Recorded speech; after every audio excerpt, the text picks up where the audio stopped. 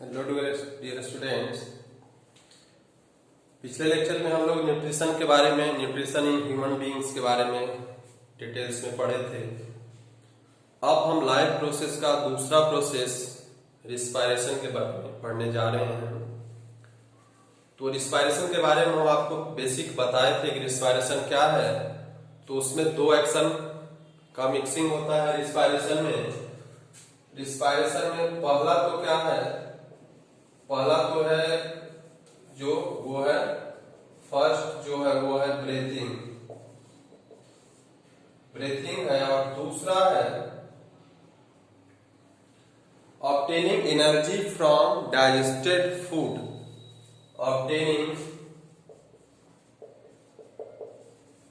Energy from digested food. तो ये दो प्रोसेस रिस्पायरेशन में दो चीज इंक्लूड करता है। पहला ब्रीदिंग क्या है, ब्रीदिंग जैसे आप श्वास लेते हो, ब्रेथ इन करते हो, एटमॉस्फेयर से ऑक्सीजन लेते हो, और ब्रेथ आउट जब करते हो तो कार्बन डाइऑक्साइड आप रिलीज करते हो। तो ये ब्रीदिंग हुआ। अब उसके बाद जो ऑक्सीजन हमारे बॉडी में जाता है वो डाइजेस्टेड फूड के साथ मिल करके एनर्जी प्रोवाइड करता है। रेस्पिरेशन रिएक्शन आप पहले भी देख चुके हो, केमिस्ट्री के भी फर्स्ट चैप्टर में हम आपको बताए थे। यहाँ फिर से हम आपको डिटेल में समझाएंगे, लेकिन उसके पहले हम सबसे पहले ब्रीदिंग पे आते हैं। जो ब्रीदिंग हम श्वास ले रहे हैं, श्वास छोड़ रहे हैं, केवल यही रिस्पायरेशन नहीं है। श्वास लेना, श्वास छोड़ना बस केवल ब्रीदिंग है। ब्रीथ इन करते हैं एंड ब्रेथ आउट करते हैं। इनहेल करते हैं, लिए तो उसको इनहेल कहलाएगा, छोड़ दिए तो एक्सहेल कहलाएगा। इनहेलेशन एक्सहेलेशन प्रोसेस ये चलते रहता है। तो हम देख रहे हैं कि इनहेलेशन में जैसे हम ऑक्सीजन को लेते हैं और जब हम एक्सहेल करते हैं, बाहर जब श्वास को छोड़ते हैं, तब उसमें कार्बन डाइऑक्साइड होता है। तो उसी का एक टेस्ट है कि how we detect, how can we say that when we exhale, our nose or our mouth, or we exhale the gas which is rich in carbon dioxide, मतलब जो हम एक्सहेल कर रहे हैं उसमें कार्बन डाइऑक्साइड है। ये आप कैसे साबित करोगे? तो साबित करने के लिए क्या है कि यहाँ पे हम एक्सपेरिमेंटल सेटअप बनाए हैं। टेस्ट ट्यूब में लाइम वाटर ले लिए हैं। लाइम वाटर क्या होता है, CaOH का होल ट्वाइस। क्विक लाइम में वाटर जब हम मिलाते हैं तो स्लैक लाइम बनता है। वही सॉल्यूशन क्या कहलाता है, लाइम वाटर सॉल्यूशन कहलाता है। CaOH का होल ट्वाइस, यही इसी का सॉल्यूशन वाटर में लाइम वाटर कहलाता है। अब उसने कहता है कि एक दो हम टेस्ट ट्यूब लिए हैं, दोनों में लाइम वाटर है, लेकिन एक में एयर हम क्या कर रहे हैं, पिचकारी से दे रहे हैं। पिचकारी से देने का मतलब एटमॉस्फेरिक एयर हम दे रहे हैं उसमें। और दूसरा जो है उसमें हम ट्यूब से क्या कर रहे हैं, हम खुद अपना श्वास को उसमें छोड़ रहे हैं। तो एक्सपेरिमेंट क्या है कि वो एयर यहाँ पे जाएगा और लाइम वाटर से मिलेगा जो पिचकारी से जा रहा है, और जो हम लोग माउथ से भी छोड़ रहे हैं वो भी जाएगा लाइम वाटर में और मिलेगा। तो ये ऑब्जर्वेशन है, ऑब्जर्वेशन अगर इसको करेगा तो जब हम जानते हैं कि एयर में कार्बन डाइऑक्साइड क्या है, बहुत बहुत बहुत कम है। कार्बन की मात्रा क्या है, बहुत ही कम है। तो यहां पे क्या होगा, कैल्शियम हाइड्रोक्साइड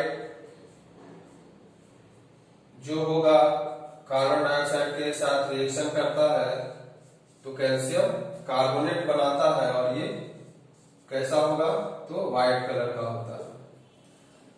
तो इसमें व्हाइट बनेगा, लेकिन काफी समय बाद बनेगा। क्यों? क्योंकि इसमें कार्बन डाइऑक्साइड का मात्रा बहुत कम है। बट यहाँ पे यही रिएक्शन यहाँ होगा, लाइम वाटर है पहले से, और हम जो एयर छोड़ रहे हैं उसमें क्या होगा, हम छोड़ते जाएंगे तो यहाँ पे देखते हैं कि इसमें क्या होगा, रिएक्शन स्टार्ट हो जाता है, इसके कंपैरेटिवली ज्यादा हो जाएगा। और इसका जो लाइम वाटर है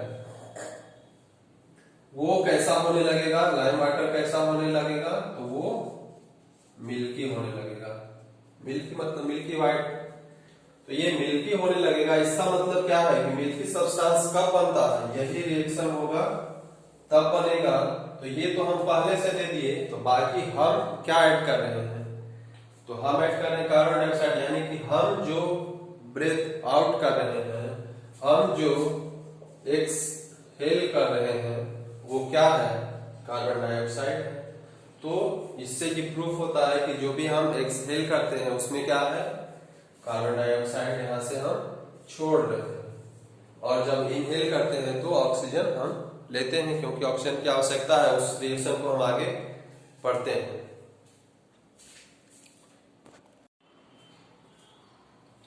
अब हम देखते हैं कि रिस्पायरेशन कैसे होता है और उसमें क्या क्या स्टेप्स होते हैं जिससे कि हमको एनर्जी मिलता है, या डिफरेंट अदर जो एनिमल होते हैं उसमें उनको कैसे रिस्पायरेशन वो कैसे करते हैं और उनको कैसे एनर्जी मिलता है, चाहे वो प्लांट हो, स्मॉलर एनिमल्स हो, लार्जर एनिमल्स हो, या फिर हम लोग ह्यूमन बीइंग हो। तो सबसे पहले तो हर कोई फूड लेता है, फूड डाइजेस्ट हुआ, अभी हम जस्ट पढ़े थे इसके पिछले लेक्चर में कि फूड डाइजेस्ट हुआ तो ग्लूकोज के फॉर्म में कार्बोहाइड्रेट जो एनर्जी हमको प्रोवाइड करता है हमारे बॉडी को, वो ग्लूकोज, उसमें 6 कार्बन मॉलिक्यूल होता है। ग्लूकोज का फॉर्मूला आप जानते हो, 6H12O6 होता है। अब ये ग्लूकोज क्या होता है हमारे हर एक सेल में, अभी हम पढ़े थे पिछले लेक्चर में कि जो भी फूड डाइजेस्ट हुआ वो एब्जॉर्ब होके विली के थ्रू एब्जॉर्ब होता था और शरीर के हर हिस्से में ब्लड के थ्रू क्या होता था, चले जाता था हर सेल में, क्योंकि हर सेल को रिपेयर, मेंटेनेंस और ग्रोथ के लिए क्या होगा, एनर्जी की आवश्यकता होगी, तो हर सेल में वो चला जाएगा। तो वो ग्लूकोज क्या होगा जो सेल में जाएगा, तो सेल में साइटोप्लाज्म होता है, साइटोप्लाज्म, प्रोटोप्लाज्म आप जानते हैं, सेल 9th में आप पढ़े थे, लिक्विड जो होता है साइटोप्लाज्म, प्रोटोप्लाज्म।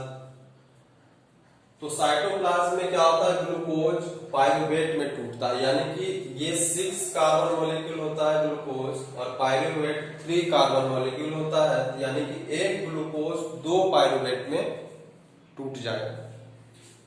एक ग्लूकोज 2 पाइरुवेट में टूटेगा, यानी कि एक बड़ा मॉलिक्यूल क्या हुआ, छोटा मॉलिक्यूल में टूट गया। तो ये 6 कार्बन मॉलिक्यूल है, ये 3 कार्बन मॉलिक्यूल, और कुछ एनर्जी क्या करता है, देता है। बहुत कम मात्रा में एनर्जी है, कुछ एनर्जी यहाँ पे रिलीज करता है। अब उसके बाद अब ये पाइरुवेट जो होता है, पाइरुवेट फिर से इसका और सिंपलर फॉर्म में जब ब्रेक डाउन होता है तब हमको क्या मिलता है, एनर्जी मिलेगा। तो इसका ब्रेकिंग डाउन के लिए क्या चाहिए, ऑक्सीजन चाहिए। कंप्लीट ब्रेकडाउन के लिए अगर एनर्जी पूरी चाहिए तो क्या होना चाहिए, उसको ऑक्सीजन, पाइरुवेट के साथ ऑक्सीजन रिएक्ट करेगा, तब क्या होगा, हमको कंप्लीट एनर्जी मिलेगा। लेकिन अलग अलग कंडीशन में हम देखते हैं कि अगर ऑक्सीजन ना मिले, पहला कंडीशन क्या है कि अगर ऑक्सीजन ना मिले मतलब अब्सेंस ऑफ ऑक्सीजन में पाइरुवेट के साथ क्या होगा, तो अब्सेंस ऑफ ऑक्सीजन में पाइरुवेट क्या होगा, ईस्ट में केवल ये रिएक्शन होता है। ईस्ट, आप ब्रेड वगैरह बनाने में ईस्ट का यूज होता है, फंगस है, तो उसमें ये रिएक्शन होगा और उसको क्या बना लेगा, अब्सेंस ऑफ ऑक्सीजन में पाइरुवेट जब टूटेगा तो क्या बनेगा, इथेनॉल बनता है। और इथेनॉल जो होता है इसमें 2 कार्बन होता है, 2 कार्बन मॉलिक्यूल, और कार्बन डाइऑक्साइड रिलीज होगा और कुछ अमाउंट ऑफ एनर्जी भी रिलीज होता है। बहुत ज्यादा एनर्जी नहीं रिलीज होगा, लेकिन कुछ एनर्जी वहां पे भी रिलीज होगा। तो यहां देख रहे हैं कि 3 कार्बन मॉलिक्यूल क्या हुआ, 2 कार्बन मॉलिक्यूल में कन्वर्ट हो जा रहा है। अब हम देखते हैं तो ये रिएक्शन इथेनॉल, ये जो शराब वगैरह बनाया जाता है, ये इसी रिएक्शन को करके शराब का फॉर्मेशन किया जाता है फैक्ट्री में। तो ये ऑब्सेंस ऑफ ऑक्सीजन में होगा, ईस्ट वहां पे चाहिए, ईस्ट नहीं होगा तो वो फिर रिएक्शन नहीं होगा।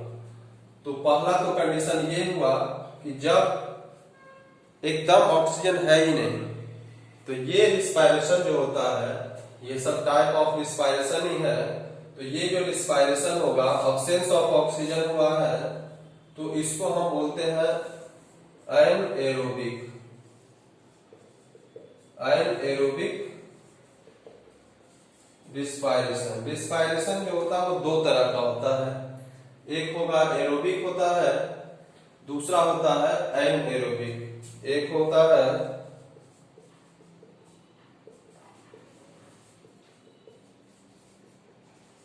Aerobic respiration. एरोबिक मतलब नाम से ही लग रहा है कि air it means oxygen. Oxygen का प्रेजेंस जिसमें होगा वो रिस्पायरेशन कैसा होगा, एरोबिक होगा। और जिसमें ऑक्सीजन का प्रेजेंस नहीं है तो वो एनारोबिक रिस्पायरेशन होगा। एनारोबिक रिस्पायरेशन कौन करता है, तो आप ईस्ट ले सकते हैं, यहाँ पे दिया हुआ। और भी छोटा छोटा बैक्टीरिया जो साइनोबैक्टीरिया वगैरह होता है, वो भी क्या करता है, एनारोबिक रिस्पायरेशन ही करता है, उसी से वो अपना एनर्जी लेता है। तो पहला तो हुआ क्या, ये एनारोबिक रिस्पायरेशन हुआ। दूसरा कहता है कि ऑक्सीजन है, ऑक्सीजन है लेकिन बहुत कम अमाउंट में। तो कह रहा है कि लैक ऑफ ऑक्सीजन। ऑक्सीजन है लेकिन कम है, यहाँ पे तो ऑक्सीजन था ही नहीं, अब है कि ऑक्सीजन आया है थोड़ा सा, लेकिन जितना चाहिए उतना नहीं है, लैक ऑफ ऑक्सीजन। तो लैक ऑफ ऑक्सीजन में क्या होगा, पाइरुवेट जो होगा, 3 कार्बन मॉलिक्यूल क्या होता है, लैक्टिक एसिड और एनर्जी, बहुत स्लाइट अमाउंट ऑफ एनर्जी यहाँ पे मिलता है। लैक्टिक एसिड भी क्या होता है, 3 कार्बन मॉलिक्यूल होता है, 3 कार्बन मॉलिक्यूल होगा। यानी कि ये भी 3 कार्बन, वो भी 3 कार्बन, बहुत ज्यादा यहाँ पे क्या होगा, ब्रेकिंग डाउन हुआ क्या, नहीं हुआ, बट फॉर्म क्या होता है, केवल थोड़ा चेंज हो जाता है और स्लाइट अमाउंट ऑफ एनर्जी यहाँ पे रिलीज होगा। तो ये हम देखते हैं कि ये रिएक्शन कब होगा, तो ये हम देख रहे हैं कि क्या लिखा हुआ है, लैक ऑफ ऑक्सीजन जब होगा तो ये कन्वर्जन पाइरुवेट से lactic acid type of respiration ये कब होगा, तो ये हमारे मसल सेल में होता है। मसल सेल में रिएक्शन होने का मतलब क्या है, केवल मसल सेल में ही क्यों, बाकी शरीर के और ऑर्गन है हर जगह, वहां पे क्यों नहीं। तो कहता है कि ये जैसे आप दौड़ते हो, खूब देर आप दौड़ लिए, तो दौड़ने के बाद जब आप रुक जाते हो या दौड़ते रहते हो, तो वहां पे आपको जितना ऑक्सीजन की आवश्यकता चाहिए, ऑक्सीजन आपको उतना मिल नहीं पाता, आप बहुत तेजी से श्वास लेने लगते हो, फिर भी आपका ऑक्सीजन डिमांड अगर पूरा नहीं होगा, तो पहले ऑक्सीजन आपको जितना मिल रहा था, उस तरह से रिएक्शन हो रहा था, एनर्जी आपको मिल रहा था, तो वो कंप्लीट ऑक्सीजन आपको मिल रहा था, वो एरोबिक था। लेकिन अब क्या हो गया कि अब जब आपको ऑक्सीजन का डिमांड और ज्यादा है और श्वास भी बहुत तेजी से ले रहे हो, लेकिन फिर भी आप ऑक्सीजन का डिमांड जो आपका बॉडी का है वो आप फुलफिल नहीं कर पा रहे हो, तब आपके बॉडी में एनएरोबिक रिस्पायरेशन स्टार्ट हो जाएगा। और तब एनएरोबिक मतलब ऑक्सीजन का कमी हो गया, जितना चाहिए उतना नहीं, क्योंकि आप दौड़ रहे हो, आपको बहुत ज्यादा ऑक्सीजन चाहिए, वेरी फास्ट रिएक्शन, बहुत ज्यादा एनर्जी चाहिए। तब क्या होगा कि आपके मसल सेल में लैक्टिक एसिड बनना स्टार्ट हो जाएगा।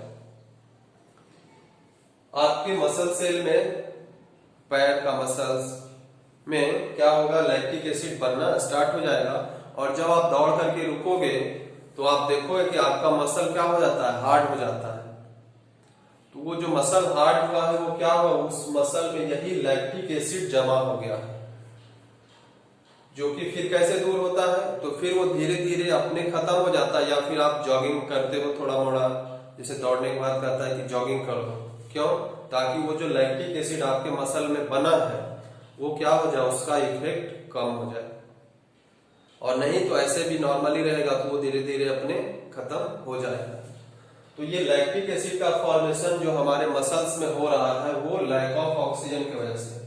ऑक्सीजन पूरा पूरा मिलते रहता तो लैक्टिक एसिड का फॉर्मेशन नहीं होता। ऑक्सीजन का अमाउंट कम हो गया है, इस वजह से हमारे मसल सेल में ये रिएक्शन होता है। हर रिएक्शन का आप पूछेगा कि इन एब्सेंस ऑफ ऑक्सीजन कहाँ होता है, केवल यही पूछ सकता है 1 नंबर का क्वेश्चन कि पायरुवेट से जब इथेनॉल बनता है, इन एब्सेंस में जो एनारोबिक रेस्पिरेशन होता है वो कहाँ होता है, तो आपको ईस्ट लिखना होगा। फिर उसी तरह से पायरुवेट से लैक्टिक एसिड और एनर्जी में कन्वर्ट होता है। पहले तो एरोबिक होता है, लेकिन बाद में ये रिएक्शन क्या हो जाता है, एनारोबिक हो जाता है, क्योंकि ऑक्सीजन क्या है, बहुत बहुत कम है।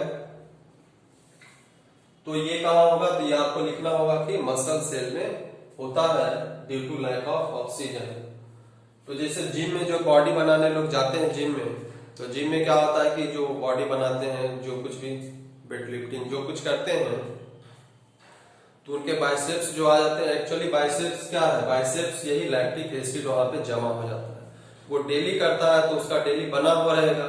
अगर वो छोड़ दे 10 दिन 15 दिन 1 महीना छोड़ दे, तो फिर से उसका लैक्टिक एसिड क्या हो जाएगा, डिस्पर्स हो जाएगा, खत्म हो जाएगा, और फिर से उसका बॉडी क्या हो जाएगा, नॉर्मल हो जाएगा। तो अब हम देख लिए कि जो लैक ऑफ ऑक्सीजन है ये पहले एरोबिक होता है और बाद में एनारोबिक हो जाता है, क्योंकि बाद में ऑक्सीजन का डिमांड बढ़ जाता है और ऑक्सीजन उतना मिलता नहीं है, और नहीं मिलेगा तो लैक ऑफ ऑक्सीजन के कारण वो पायरुवेट क्या होता है, लैक्टिक एसिड में टूटता है और एनर्जी बहुत कम मात्रा में मिलता है। तीसरा कंडीशन है कि जब एकदम कंप्लीट रिस्पायरेशन होगा, मतलब जितना ऑक्सीजन चाहिए उतना ऑक्सीजन हमको मिल रहा है, तब ये रिएक्शन कहाँ होता है, माइटोकॉन्ड्रिया में होता है। माइटोकॉन्ड्रिया क्या है, तो आप 9th में पढ़े होंगे कि cell powerhouse of the cell क्या होता है, माइटोकॉन्ड्रिया। एनर्जी का फॉर्मेशन कहाँ होता है, तो माइटोकॉन्ड्रिया में होता है, सेल के powerhouse of the cell आप पढ़े हो। तो ये रिएक्शन कंप्लीट रिएक्शन, क्योंकि हर सेल में रिएक्शन हो रहा है, जैसे मसल सेल में हुआ, केवल मसल, क्योंकि वही मसल क्या था, फंक्शनिंग था, ज्यादा उसी पे मूवमेंट था। अभी माइटोकॉन्ड्रिया में हो रहा है प्रेजेंस ऑफ ऑक्सीजन, जब जितना चाहिए प्लेंटी, जितना ऑक्सीजन चाहिए उतना मिल रहा है, तब वो रिस्पायरेशन जो होगा वो कैसा होगा, कंप्लीट रिस्पायरेशन हो रहा है, तो वो रिस्पायरेशन कैसा होगा, एरोबिक रिस्पायरेशन होगा।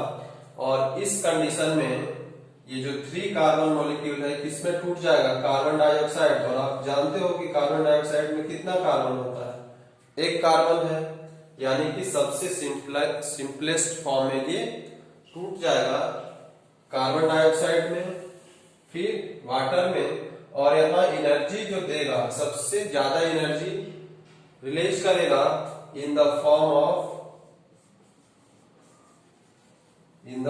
Of ATP. एनर्जी का करेंसी है एटीपी, यूनिट है, वो हम मेजर करते हैं।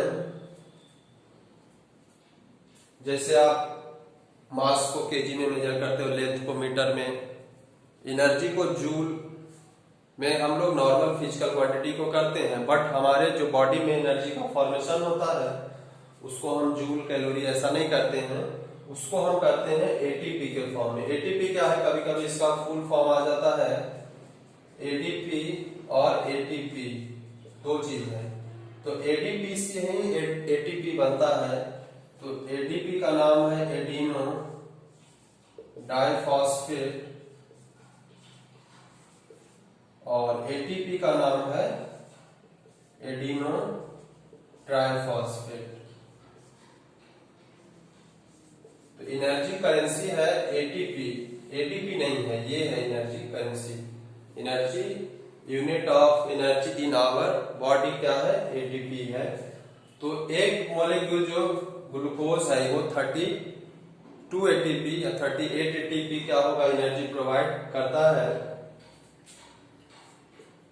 तो ये डिफरेंट टाइप्स ऑफ रिस्पायरेशन, कभी कभी आपको ये 5 नंबर का क्वेश्चन आएगा और केवल ये चार्ट ही आप अगर बना दोगे तो पूरा 5 का 5 मार्क्स आपको फाइनल बोर्ड एग्जाम्स में। प्रीवियस ईयर क्वेश्चन आप देख लेना, तो एकदम सेम टू सेम ऐसा ही आया हुआ है। कि describe the different way in which glucose break down and provides energy. या फिर ऐसा चार्ट दे देगा, कहीं कहीं कुछ लिख देगा, 2 4 5 जगह खाली जगह छोड़ देगा। जैसे यहाँ पे खाली जगह छोड़ दिया, ए लिख दिया, यहाँ पे खाली जगह छोड़ दिया, बी लिख दिया, यहाँ पे खाली जगह छोड़ दिया, सी लिख दिया, यहाँ पे खाली जगह डी, यहाँ पे ई, कुछ ऐसा कर देगा। तो आपको पूरा याद होना चाहिए कि ग्लूकोज पहले 6 कार्बन मॉलिक्यूल था, साइटोप्लाज्म में ये रिएक्शन हो रहा है, पायरुवेट में टूटा है, पायरुवेट 3 कार्बन मॉलिक्यूल है, और उसके बाद फिर ये जहां जहां पे जिस जिस में टूट रहा है, ये पूरा चार्ट याद होना चाहिए।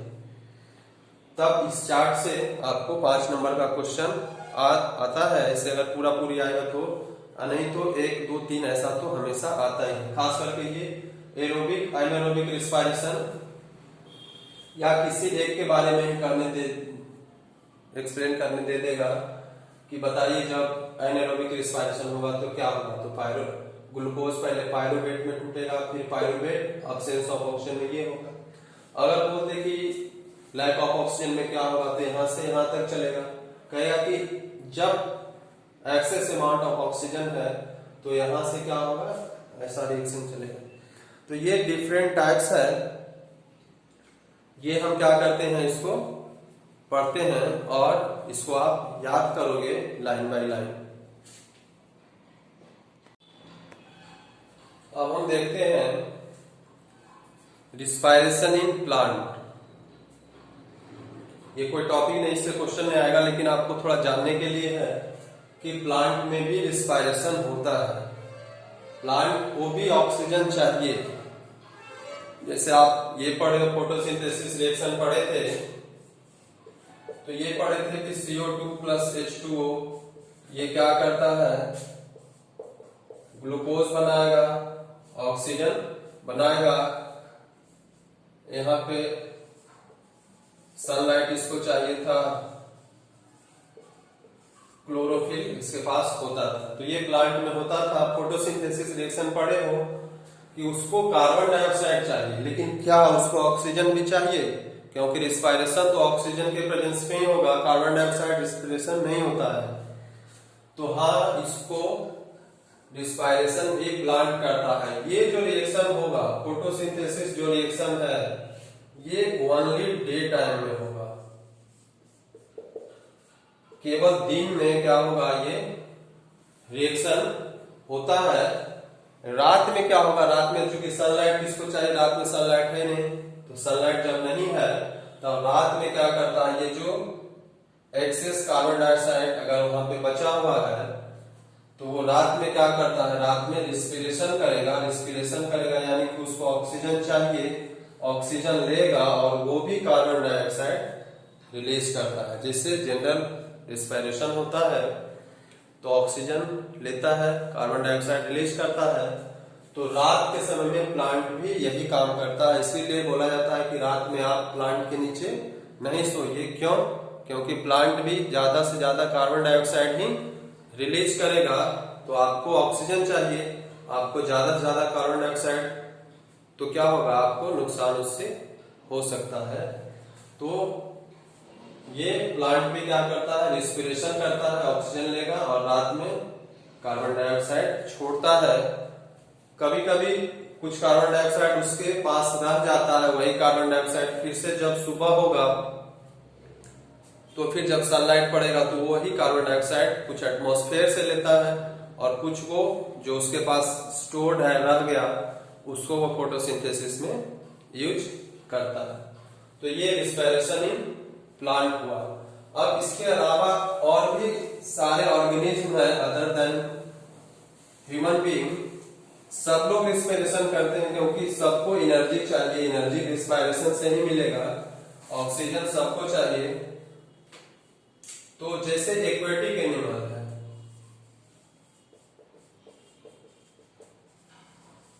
एक्वेटिक एनिमल है मतलब जो पानी में रहते हैं। हम लोग पानी के बाहर रहते हैं, पानी के अंदर रहते हैं, जैसे मछली हुआ, fish.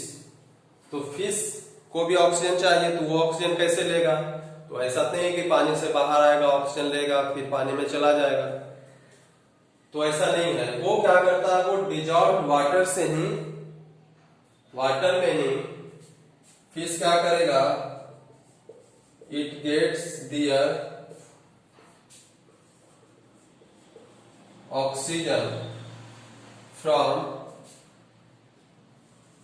Air dissolved in water through a special organ, और उस स्पेशल ऑर्गन का नाम क्या है, गिल्स। फिश क्या होता है, अगर फिश कभी खाए होगे तो उसको देखोगे कि दोनों तरफ गिल्स होता है, रेड रेड कलर का होगा। उसमें क्या होता है कि उसके थ्रू वाटर वो फिश में जाएगा,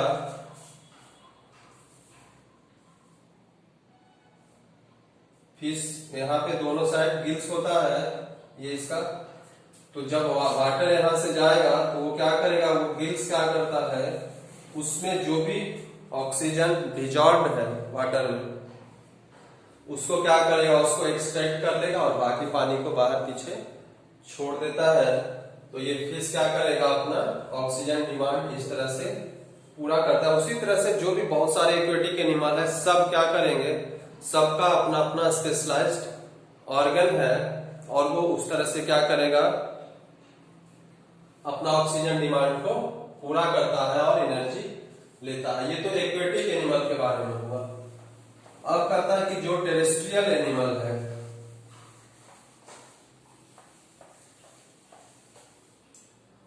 कहता है कि जो टेरेस्ट्रियल एनिमल है, टेरेस्ट्रियल एनिमल मतलब जो जमीन पे रहते हैं, जैसे हम लोग या अदर एनिमल जो भी है जो लैंड पे रह रहे हैं, वो जमीन पे, वो वाटर में नहीं है। वाटर में जो है वो तो एक्वेटिक है। तो टेरेस्ट्रियल एनिमल के लिए क्या होता है कि इसमें भी सब ऑर्गन, सारे एनिमल जो है सबके लिए अलग अलग स्पेशलाइज्ड ऑर्गन होता है।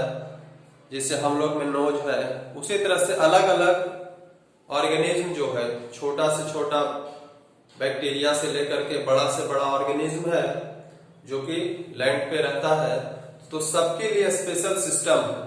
वो सिस्टम क्या करता है कि जहां से भी एयर का, यानी कि ऑक्सीजन का, एयर को वो क्या करेगा और एब्जॉर्ब करेगा, और उसको क्या चाहिए, केवल ऑक्सीजन चाहिए। तो ये जो मेम्ब्रेन, जिस मेम्ब्रेन से वो ऑक्सीजन को फिल्टर करता है, जैसे हम लोग एयर लेते हैं, हमारे नाक के पास तो एयर आ रहा है, लेकिन हम लोग क्या करते हैं, मोस्टली ऑक्सीजन ही लेते हैं, हम मोस्टली क्या ऑक्सीजन ही लेते हैं। तो उसको फिल्टर कौन कर रहा है, तो यहाँ पे एक ये जो मेम्ब्रेन होता है, very fine delicate membrane, very fine delicate membrane specialized for filtration of oxygen from air. तो ये मेम्ब्रेन का काम क्या है कि एयर से ऑक्सीजन को फिल्टर करना, और वो डिफरेंट ऑर्गेनिज्म में क्या है, डिफरेंट उसका नाम होता है। फिर कहता है कि हर एक ऑर्गेनिज्म का जो ब्रेथ इन और ब्रेथ आउट करने का जो ऑर्गन होता है, जैसे हम लोग का नोज है, हम लोग का स्ट्रक्चर कुछ अलग है। अभी कोई जानवर में यही नोज से मान लिया वो श्वास ले रहा, लेकिन उसका स्ट्रक्चर कुछ अलग होता है। छोटा छोटा जीव मान ले, बर्ड्स है, तो बर्ड्स में अलग स्ट्रक्चर होगा। छोटा छोटा रेप्टाइल्स जैसे स्नेक है, उसका स्ट्रक्चर अलग होगा। और भी बड़े बड़े जानवर, सब में क्या होगा, स्ट्रक्चर क्या होता है, उसका जो ब्रेथ इन ब्रेथ आउट करते हैं वो अलग अलग होता है, depend upon their condition of survival. वो किस कंडीशन में सर्वाइव करता है उस हिसाब से उसका स्ट्रक्चर होता है। लेकिन काम क्या है, काम यही है उस मेम्ब्रेन का, उसके उस स्ट्रक्चर के अंदर जो मेम्ब्रेन है उसका काम क्या है, तो एयर से ऑक्सीजन को फिल्टर करना। और वो जो ऑक्सीजन सेल के अंदर जाएगा तो क्या करेगा, वहां पे एनर्जी प्रोवाइड करेगा, उसके अंदर वो रिस्पायरेशन होगा।